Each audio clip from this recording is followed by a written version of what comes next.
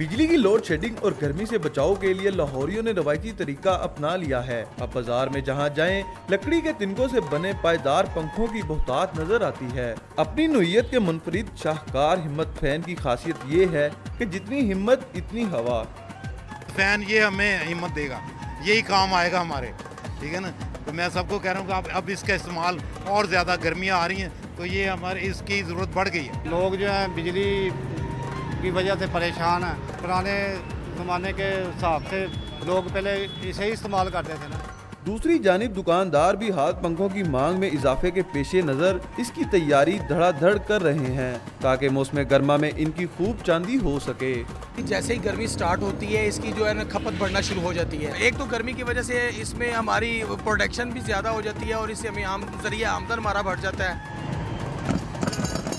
Load shedding में हिम्मत fan ही है जिससे अपनी मदद आपके तहत किसी हद तक गर्मी से बचा जा सकता है। गर्मी सताए और बिजली ना आए तो हाथ पंखा ही है जो गर्मी दूर भगाए।